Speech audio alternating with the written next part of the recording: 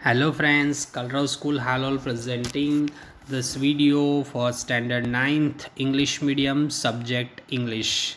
Friends, today we are going to discuss about a lesson from the Beehive book. The name of the lesson is A Truly Beautiful Mind. We already discussed about this lesson in our previous video number 1 of this chapter. This chapter we divide into two parts, so video number 1 is already published. Those who hadn't seen that video, first go and watch that video so that you can understand what is there in this lesson. Friends we were discuss about the life of the Albert Einstein, उनके बचपन के बारे में, उनकी school life के बारे में, उनकी कॉलेज लाइफ के बारे में, उनके लव अफेयर्स के बारे में हम लोगों ने अपने फर्स्ट वीडियो के अंदर जो इस लेसन के रिलेटेड है उसके अंदर हम लोगों ने ऑलरेडी डिस्कस करा हुआ है. रिमेनिंग पार्ट जो है वो हम इस वीडियो के अंदर डिस्कस करेंगे. What is there in this part, let's see. While Einstein was solving the most difficult problem in physics, जब आइंस्टाइन जो थे वो बहुत ज़्यादा डिफ़िकल्ट प्रॉब्लम फिजिक्स के सॉल्व कर रहे थे, his private life was unrelievingly, और उनकी जो प्राइवेट लाइफ थी वो अनरिलेविंगली मतलब स्टार्टिंग टू फेल, वो ट्रबल में हो रही थी, बिखर रही थी. Albert had wanted to marry Mileva, Albert को मेलिवा के साथ शादी करनी थी right after finishing his studies, अपनी पढ़ाई कंप्लीट करने के बाद. But his mother was against it, लेकिन उनकी जो मदर थी वो इसके खिलाफ थी. She thought Mileva was also she thought Mileva who was 3 years older then हर सन, उनका मानना था कि मेलिवा जो है वो 3 साल उनके लड़के से बड़ी है. Was too old for him, तो वो उनके लिए काफ़ी बड़ी होगी. She was also bothered by Mileva's intelligence, और वो मेलिवा के इंटेलिजेंस से बोधर्ड मतलब परेशान थी, उनको पसंद नहीं थी उसकी intelligence. She is a book like you, वो कहती थी कि वो भी तेरी जैसी बुक, मतलब तू जैसे बुक जैसा है वैसे ही वो बुक जैसी बोरिंग टाइप है. His mother said Einstein put the wedding of, और उसकी मदर के कहने की वजह से आइंस्टाइन ने जो है वो उस टाइम पे शादी नहीं की थी उससे. वो करना चाहते थे बट अपनी मदर के अगेंस्ट होने की वजह से आइंस्टाइन ने ये काम नहीं किया था. द पैर फाइनली मैरिड इन जनवरी 1903, और ये जो कपल था, पैर मीन्स कपल जो था, उनकी शादी हो जाती है जनवरी 1903 के अंदर. एंड हैड 2 सन, और उनके 2 सन थे. But a few years later, लेकिन कुछ सालों बाद, द मैरिज फेल्टर्ड, ये जो शादी थी वो फेल्टर बिकम वीक, कमज़ोर पड़ने लगी. Mileva meanwhile was losing her intellectual ambition and become an unhappy housewife. Mileva जो थी वो धीरे धीरे अपनी जो होशियारी थी, अपनी जो इंटेलिजेंस थी वो खो रही थी. अपना एम्बिशन जो था उनका कि साइंस के फील्ड में कुछ आगे करे, वो धीरे धीरे उससे वो दूर हो रही थी और एक बोरिंग अनहैप्पी हाउस वाइफ बन के रह रही थी. After years of the constant fighting, लगातार कई सालों की लड़ाई के बाद, द कपल फाइनली डाइवोर्स इन 1919, और ये जो कपल था उनका डिवोर्स हो जाता है, शादी से वो अलग हो जाते हैं 1919 के अंदर. Einstein married his cousin Elsa the same year, और इसी साल 1919 के अंदर ही आइंस्टाइन दूसरी शादी कर लेते हैं अपनी कज़िन एल्जा के साथ. आइंस्टाइन्स न्यू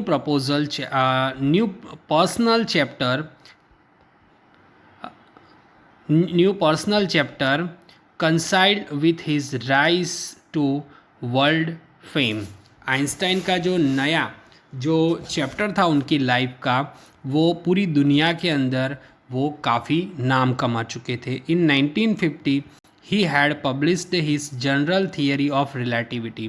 1915 के अंदर उन्होंने अपनी जनरल थियरी जो थी रिलेटिविटी के ऊपर वो पब्लिश की थी, which provided a new interpretation of gravity, जो प्रोवाइड करता था इंटरप्रिटेशन मतलब इंफॉर्मेशन, ठीक है, जानकारी ग्रेविटी के बारे में बता रहा था.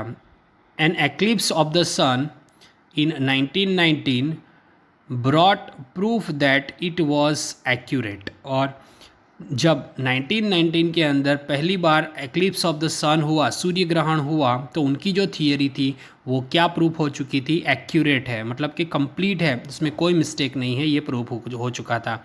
Einstein had correctly calculated in advance. Einstein ने पूरी जो थियरी थी उसको एडवांस में ही कैलकुलेट करके रखा था। The extent to which the light from the fixed star would be deflected through the sun's gravitational field, the newspaper proclaimed his work as a scientific revolution। Einstein के इस काम को जो न्यूज़पेपर था उन्होंने साइंटिफिक रेवोल्यूशन के title के साथ पब्लिश किया था। आइंस्टाइन की एक आप कह सकते हो कि बहुत ही बड़ी अचीवमेंट रही थी। Einstein receive the Nobel prize for the physics in 1921। 1921 में आइंस्टाइन को नोबल प्राइज़ मिला था अपने फिजिक्स के अंदर। He was showed with honor and invention from all over invitations from all over the world। तो उनको शावर्ड विथ हॉनर्स, शावर्ड मतलब कि बौछार की गई थी, हॉनर्स सम्मान की, बहुत सारे सम्मान उनको मिले थे और दुनिया भर से उनको इनविटेशन मिल रहा था टू क्या करने के लिए, and leaded by the press, और प्रेस जो थी वो उनके पीछे पड़ी हुई थी, मतलब उनके इंटरव्यू ले रहे थे, दुनिया भर से लोग उनको इनविटेशन दे रहे थे, हर जगह पे उनको सक्सेस दिख रही थी। तो आइंस्टाइन काफ़ी सक्सेसफुल पर्सन बन चुके थे। अब नेक्स्ट चैप्टर है, नेक्स्ट टॉपिक है यहाँ पे उनकी लाइफ का, जब सेकेंड वर्ल्ड वॉर हुआ था उस टाइम की यहाँ पे बात है। When the Nazis came to power in Germany in 1933, 1933 के अंदर जब नाजी लोगों का पावर था जर्मनी के अंदर, Einstein emigrated to the United State. Einstein ने चले गए थे, इमरग्रेटेड मतलब चले जाना, कहाँ चले गए थे, यूएस चले गए थे। 5 years लेटर, 5 साल के बाद, the discovery of the nuclear fusion in Berlin had American physicists in an uproar. तो यहाँ पे आइंस्टाइन जो थे वो 5 साल के बाद जो उन्होंने डिस्कवरी की थी, बराबर जी, किसके बारे में, जो फ्यूज़न होता है, एक तरीके का, एक प्रकार की जो प्रोसेस होती है बर्लिन के अंदर, वो करने के बाद वो वहाँ पे चले गए थे। Many of them had fled of the fascism. जो फैस्किज़म के जो लोग थे वो काफ़ी फ्लैड मतलब डर चुके थे उनसे। जस्ट एज आइंस्टाइन हैड, जो आइंस्टाइन ने जो किया था, जो एक थियरी इन्वेंट की थी न्यूक्लियर बॉम्ब के रिलेटेड, उससे वो डर चुके थे।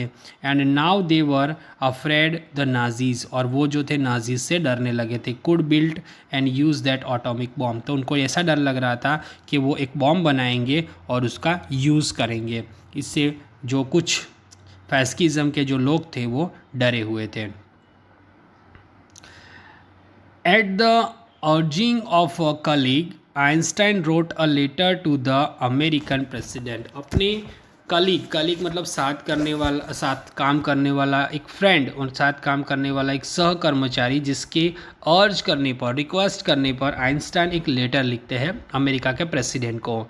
फ्रैंकलिन डी रोजवुल्ट, जिसका उस टाइम पे Franklin D Roosevelt was the president in the year of 1939, America's president. वो 2 अगस्त 1939 को ये लेटर लिखते हैं, इन विच ही वॉन, जिसके अंदर वो वॉन करते हैं अमेरिका के प्रेसिडेंट को, a single bomb of this type, इस तरीके का एक भी bomb explode in a port, अगर पॉट के ऊपर एक्सप्लोड कर दिया गया, might very well destroyed the whole port together with the some of the surrounding territory. तो वो पॉट तो पूरा तबाह हो ही जाएगा, उसके आसपास की जितनी भी टेरिटरी है वो पूरी ख़त्म हो जाएगी।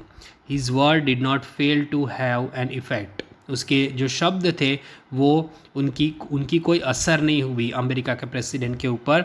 The Americas developed atomic bomb, और अमेरिका ने एटॉमिक बॉम्ब डेवलप कर लिए इन अ सीक्रेट प्रोजेक्ट, एक सीक्रेट प्रोजेक्ट के अंदर, ऑफ देयर ओन, खुद ही, and dropped it on the Japanese cities, और अमेरिका ने ही खुद ही ये बॉम्ब बना के जापान के जो शहर थे हिरोशिमा एंड नागासाकी, अगस्त 1945 को ये बॉम्ब जो थे अमेरिका ने खुद ही फेंक दिए जापान के शहर हिरोशिमा और नागासाकी के ऊपर। तो आइंस्टाइन की एडवाइस जो थी वो मानने की बजाय उन्होंने उसका उल्टा कर दिया अमेरिका ने।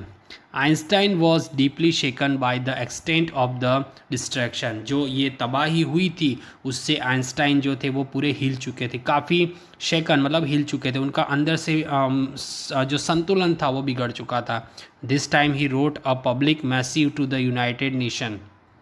उस टाइम पे पब्लिक में से letter specially long and official एक लेटर लिखा जो यूएन को, यूएन यूनाइटेड नेशन बराबर है, यूएन जो सेकेंड वर्ल्ड वॉर के बाद एस्टेब्लिशमेंट हुआ था ताकि दुनिया में पीस और प्रॉस्पेरिटी बनी रहे, शांति बनी रहे। In it he propose the formation of the world government. और उस लेटर के अंदर उन्होंने प्रपोज किया था, एक प्रस्ताव रखा था कि वर्ल्ड गवर्नमेंट बननी चाहिए, बराबर है, जो पूरी दुनिया को कंट्रोल कर सके। Unlike the letter to Roosevelt this one made no impact. जैसे रोजवुल्ट को लेटर लिखने के बाद कोई रिस्पॉन्स नहीं मिला था, वैसा ही इसके अंदर हुआ कि कोई असर इसकी नहीं हुई। But over the next decade, अगले कुछ सालों के बाद, नेक्स्ट डिकेड मतलब 10 साल होते हैं, 1 डिकेड का मतलब होता है 10 ईयर, तो कुछ डिकेड तक Einstein got ever more involve in politics. Einstein जो थे वो ज़्यादा पॉलिटिक्स के अंदर इन्वॉल्वमेंट करने लगे। Agitating for an end of the arms and building and using his popularity to campaign for peace and democracy. अब वो किस चीज़ के अंदर, पॉलिटिक्स के अंदर इन्वॉल्व तो हो गए, लेकिन वो अगेंस्ट थे। किसके अगेंस्ट थे? आर्म के अगेंस्ट थे, वेपन्स के अगेंस्ट थे, हथियारों के अगेंस्ट थे, और दुनिया भर में शांति और डेमोक्रेसी होनी चाहिए उसके वो कैंपेन कर रहे थे। अपनी पॉपुलैरिटी का फ़ायदा उठाकर ये सारी चीज़ें वो कर रहे थे। व्हेन आइंस्टाइन डाइड, आइंस्टाइन 1955 के अंदर उनकी डेथ हो गई एट द एज ऑफ 76। जब उनकी डेथ हुई तो उनकी एज क्या थी? 76 years. He was celebrated as the visionary of the world citizen as much as the scientific genius. Visionary का मीनिंग यहाँ पे दिया हुआ है person who can think about the future in an original and intelligent way. एक person जो सोच सकता है फ्यूचर के बारे में इंटेलिजेंट और ओरिजिनल वे के अंदर, ऐसे एक साइंटिफिक जीनियस का जीवन का अंत हो गया। तो ये जो था lesson about the Albert Einstein, मैंने वर्ड टू वर्ड एक्सप्लेन किया है। I hope you guys can understand what is the central idea of this lesson, what is the exact meaning of this lesson. Related to this video, whatever the question answers I will send, that you have to write down in your notebook.